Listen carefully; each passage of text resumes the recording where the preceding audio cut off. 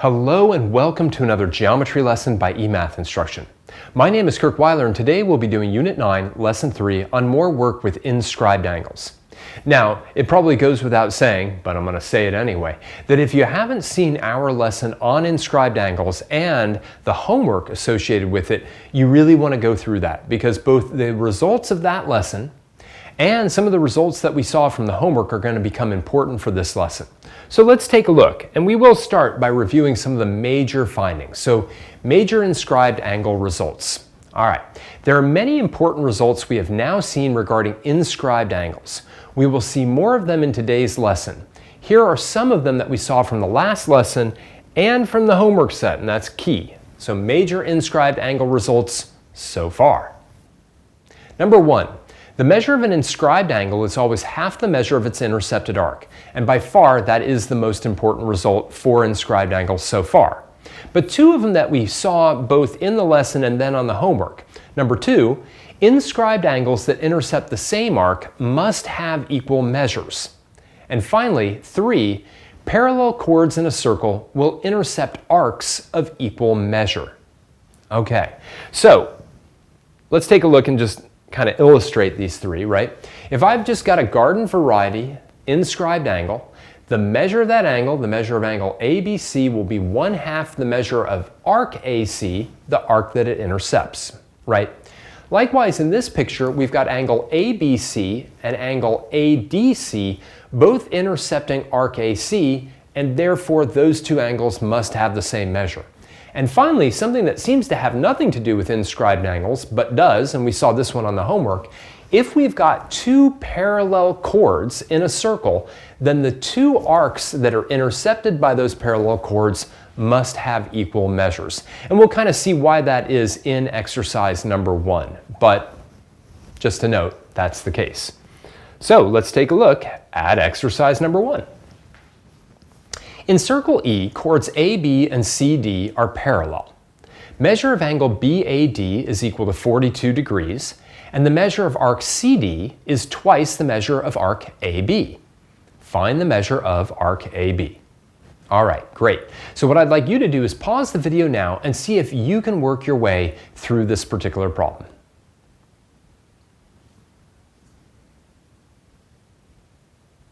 All right, well, let's get some information down. First, we know that the measure of angle BAD is 42 degrees.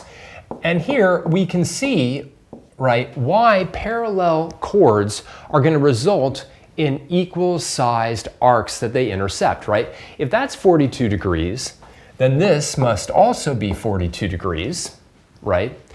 And the arcs that are opposite of those inscribed angles then must have measures that are twice those inscribed angles, okay? So that's got to be an 84-degree arc from A to C, and from B to D, that has to be an 84-degree arc. Now, we're just kind of working our way around the circle, and we know that the measure of arc CD is twice the measure of arc AB. So it probably makes a lot of sense to just say let the measure of arc AB be equal to X, and let the measure of arc CD equal 2X. Right? So I've got X, I've got 2X, and now it's going to be pretty simple, right? When I add up those four arcs together, right, I get all the way around my circle. I must have 360 degrees. So I'll just have X plus 2X plus 84 plus 84 is equal to 360. We'll bring the calculator out when we need it, but for right now, let's just do some combining of like terms. Right, so we have 3x plus 168 is equal to 360. Bring out my nice little scientific calculator. No need for a graphing calculator yet, at least. So I'll get 3x is equal to 192. Divide both sides by 3, and x, which is actually what I'm looking for, ends up being 64 degrees. Let me just put that away, and that's what I wanted. Right, I was looking for the measure of arc AB, and since the measure of arc AB is X, we're done at that point. All right, so some nice work with those few facts up there. The two that we really have up there that are going on is this particular one and this one. We didn't really end up using this one at all, but we will see that one rise every once in a while in our circle work. Okay. Now what we want to do is we want to push our knowledge a little bit more with inscribed angles, and we're going to be looking at two additional results that concern inscribed angles, the first of which are inscribed angles and semicircles. Now there's a very important consequence of inscribed angles when it comes to semicircles, half circles. So let's take a look at exercise number 2. In circle A, diameter BC is drawn, forming two semicircles. Points D, E, and F are on the circle. Letter A. Explain why angle BEC, angle BFC, and angle BDC must be congruent. All right, so what I'd like you to do is pause the video now, identify where each of those three angles are, and then think about why they have to be congruent.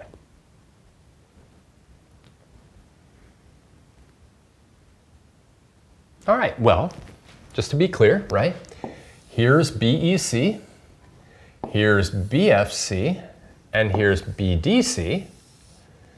And all those have to be congruent because they all intercept the same arc, right? They all intercept arc BC. All right?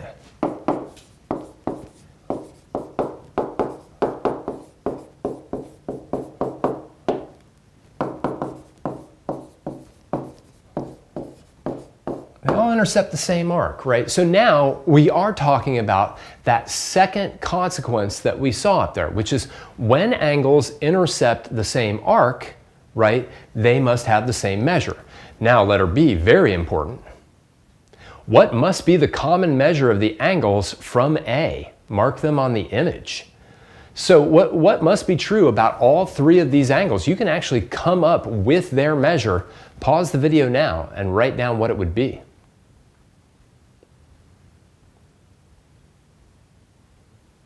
Well, they're all intercepting a 180-degree arc. They must be half of it, so they must all be 90 degrees, right? So the measure of angle BEC, which equals the measure of angle BFC, which equals the measure of angle BDC, is equal to 1/2 of 180 degrees, which is 90 degrees. And that is so cool, right?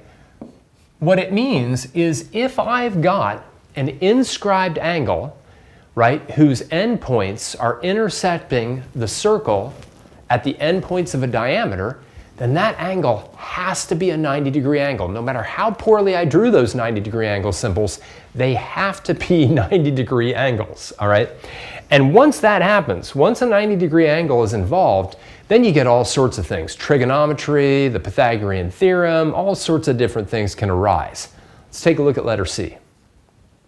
If the radius of circle A has a length of 5 inches and CE is equal to 6 inches, then what is the length of BE? All right, see if you can figure this out.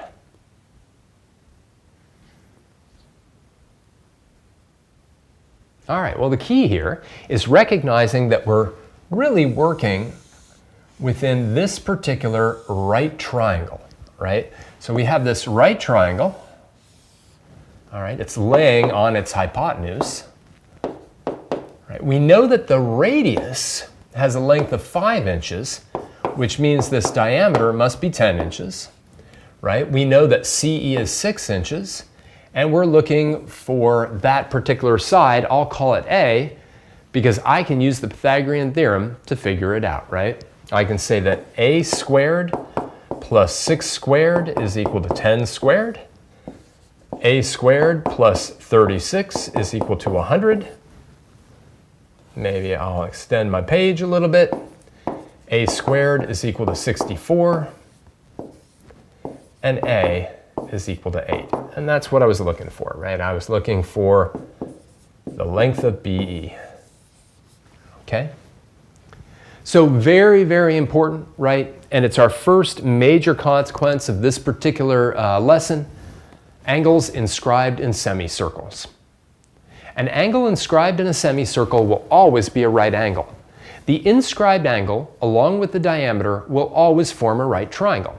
And so this is fantastic, right? If I've got, right, any semicircle whatsoever, and I put a point on the curved portion of that thing, and then I draw in, right, a triangle. There it is. I don't know why it just shifted over there, but it did. And if I draw in a triangle, I will always get a right triangle. Always. Because that will always be a right angle. And it makes sense because that angle, right, will always be 1/2 of the arc that it intercepts. Since the arc that it's intercepting is 180 degrees, that angle must be a 90-degree angle. Now, because triangles that are inscribed in semicircles are right triangles, the Pythagorean theorem, right triangle trigonometry, and geometric means can all arise when these are present. All right, and actually, I do need my right triangle trig on here, all right, but I can get away with that on my scientific calculator, so I'll use that for now. We'll bring out the graphing calculator in some later lessons, but let's take a look at exercise number 3. In circle O, diameter AC has been drawn. Points B and D are located on the circle such that BD is perpendicular to AC and intersects AC at point E. It is known that OC is equal to 9 and AB is equal to 6. Determine the measure of arc AB to the nearest degree. All right, so this is cool, right? What we have right now is we've guaranteed have a right triangle right here, right? So that's the fundamental point, is that this must be a right triangle. Okay, what do we know about that right triangle? Well, we know that OC is equal to 9, right? That's right here, but that must also mean that this is equal to 9, okay? We also know that AB is equal to 6, and that's right here. Now, I'm looking for the measure of arc AB to the nearest degree. If I can figure out the measure of angle C, then of course I can double it to get the measure of arc AB, because the measure of angle C must be 1/2 of the measure of arc AB. But now I can do a little right triangle trig, right? Because I've got this triangle, this right triangle that looks like this. Okay, I know this is 6, I know this is 18. So I think to myself, okay, I have the side opposite of the angle I'm looking for, and I've got the hypotenuse. Opposite and hypotenuse is the sine ratio. So I can say that the sine of angle C is equal to 6/18, which means C is going to be the inverse sine of 6/18. Let me bring out my calculator here. Inverse sine of 6 divided by 18. And that's going to give me an angle of 19.47, etc. degrees. Now I don't seem to have enough room. Maybe oh, nothing's locked down. There we go, move this over here. All right, and now, right, now that I know that my angle C is equal to 19.47 degrees, etc., I can say that the measure of AB will be twice the measure of angle C. So bring this out and just multiply by 2, and I'm going to get that the measure of arc AB is 39 degrees to the nearest degree. All right. And we do have to watch out when we have inscribed angles in a semicircle, right? When we have an angle that intercepts a diameter, we have to be watchful of all sorts of things that have come up before with right triangles, including what we're going to see next. Let's take a look at letter B. I want to find the exact length of AE. Now, I say the exact length of AE because you could use right triangle trigonometry to get AE, rounded to some level of accuracy, but we can actually get the exact value, all right? And the reason why is that we were told that BD was perpendicular to diameter AC, okay? So we were told this, and we already knew this. Now, this is one of those situations where we've got an altitude that has been drawn from the right angle of a right triangle perpendicular to the hypotenuse, right? This gives us these geometric means, these similar triangles, all of that, right? And remember, what we've got here is we've got this being 18, all right? And then we've got this being 6, and I want to know the length of AE. Now, back in the last unit, we actually, 2 units ago, we spent a few lessons on these particular types of problems.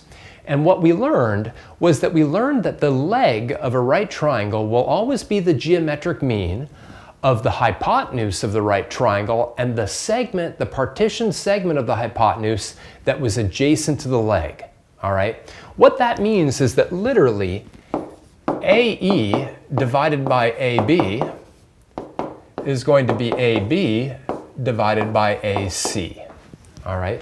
And again, we know that because this small right triangle here, AEB, is similar to this larger triangle, ABC.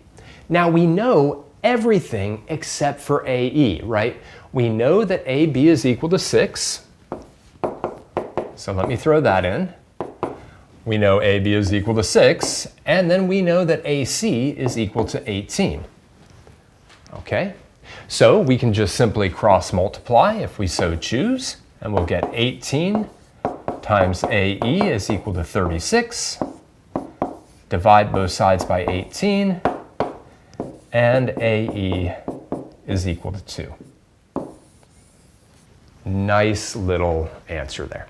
And again, the moral of the story here in this entire problem is that when we've got these angles that intercept semicircles, right, half circles, those angles are 90-degree angles, and anything involving a 90-degree angle can then arise. And those are 3 main things: the Pythagorean theorem, right triangle trig, and finally, these altitudes drawn to the hypotenuse of right triangles. You got to watch for all 3 of them.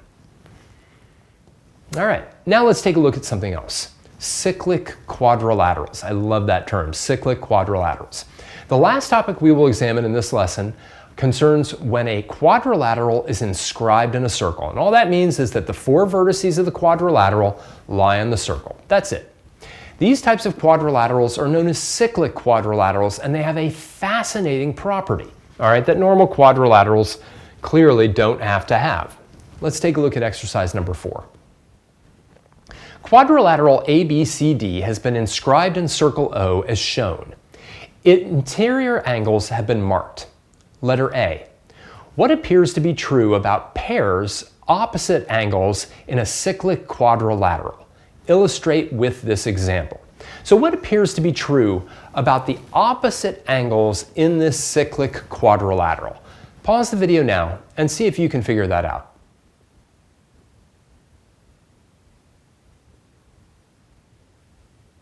All right, well, here I have a 100-degree angle and an 80-degree angle, and here a 120-degree angle and a 60-degree angle. Note that 100 plus 80 is 180, and 120 plus 60 is 180, right? So it appears that they are supplementary, right? That those angles are supplementary, all right? And believe it or not, that is always true. And it's amazing. If you take a circle, any circle, and you plot 4 points on the circle, evenly spaced, not evenly spaced, it doesn't matter, then the angles across from each other will be supplementary. Let's prove that in letter B. Letter B. Prove algebraically that generally speaking, the measure of angle DCB plus the measure of angle DAB equals 180 degrees. All right, watch how easy this is going to be, okay? Now again, I'm not doing it for this specific case up here. This is just generally speaking, right? I'm just going to prove, generally speaking right now, that no matter what those 2 angles are, they're going to be supplementary, right? The opposite angles are going to be supplementary on the circle. I could also go on to prove that angle ADC and angle ABC, when I add them together, are going to be equal to 180. So what can I do? Well, one thing I know for certain, right, is I know that the measure of arc BD plus the measure of arc, DCB is equal to 360 degrees. So again, all I'm saying is the measure of arc BD plus the measure of arc DCB is 360 degrees. All right, gotta be the case, okay? Now, we know that the measure of arc BD, right, must be twice the measure of angle BCD, right? So this is twice the measure of angle BCD, and this is twice the measure of angle DAB. And actually, let me just make sure I've got the exact same letters as there, right? So I'm just using the inscribed angle theorem right here. I know that these two arcs have to add to 360. There's no getting around that. And each one of them must be twice the measure of the angles that intercept. Now you probably already see where I'm going on here, right?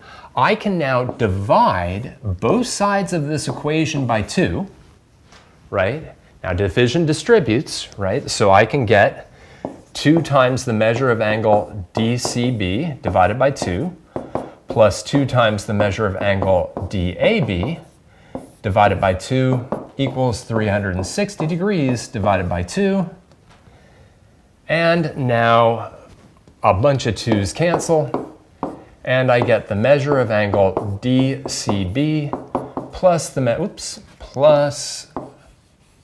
measure of angle DAB is 180 degrees. Done, right? And it just makes sense, right? Whenever we have a cyclic quadrilateral, anytime I have a circle and I put 4 points on it, right?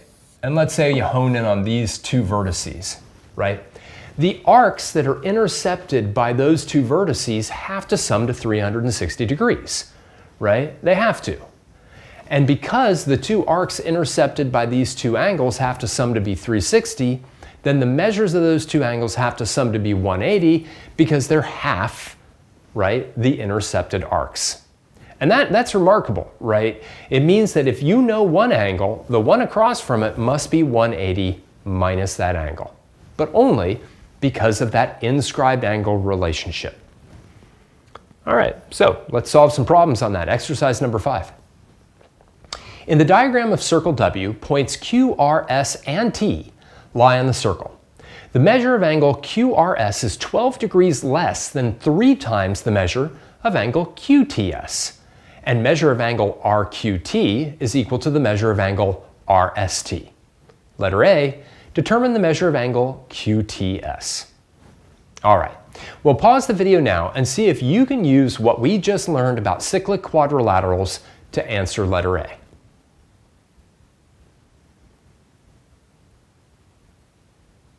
All right, well, we know that the measure of angle QTS and the measure of angle QRS are supplementary. So let's just kind of write that fact down with an equation, right? The measure of angle QTS plus the measure of angle QRS must be 180 degrees, right? They have to be supplementary. Now we're told that the measure of QRS is 12 degrees less than 3 times the measure of QTS. So obviously if we make QTS equal to x, then QRS, which is kind of funny, is 3x minus 12. Or at least it sounds funny. Anyway, I've got x and 3x minus 12. Now I can set up and solve an equation, right? So x plus 3x minus 12 is 180. 4x minus 12 is 180. 4x is equal to 192. Grab my TI calculator to do that quickly. 192 divided by 4, and x is 48 degrees. All right, and that's it. Now again, there'd be no way to particularly do this problem unless we knew that angles opposite one another in a cyclic quadrilateral were supplementary. Let's take a look at letter B. What is the common measure of angle RQT and angle RST? Justify. All right, well, we're told that RQT is equal to RST, so what would be their common measure? Pause the video now and see if you can figure this out.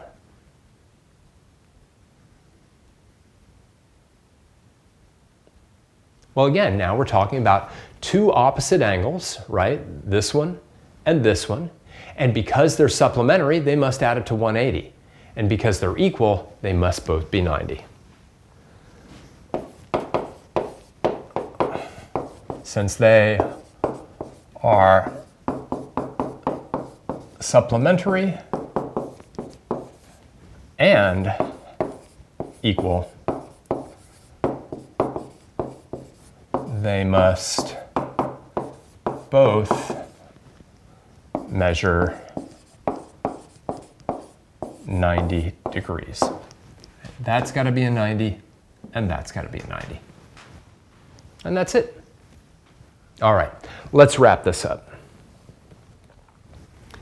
All right, so today what we did is we worked more with inscribed angles, and we really saw results that came directly from our previous results with inscribed angles, really namely the major one, which is that an inscribed angle measure is always 1/2 the measure of its intercepted arc. Two results that we saw of this today is that if an angle is inscribed in a semicircle, then it's got to be a 90-degree angle. And that's simple enough because it means that if it's inscribed in a semicircle, it is by default intercepting a 180-degree arc. Since it's half of that, it's got to be 90. The other one that we saw was if we have a quadrilateral inscribed inside of a circle, then opposite angles must be supplementary. And again, that's just a cool result of the fact that the two arcs that are intercepted by those opposite angles have to add up to 360 degrees, and therefore their measures, which are 1/2 of the intercepted arcs, must add up to be 180 degrees. So they have to be supplementary. Cyclic quadrilaterals. What a fantastic name for a quadrilateral. And it didn't even show up in our unit on quadrilaterals. Anyway, we're going to be using all of these results as this unit goes on. For now, I just want to thank you for joining me for another geometry lesson by eMath Instruction.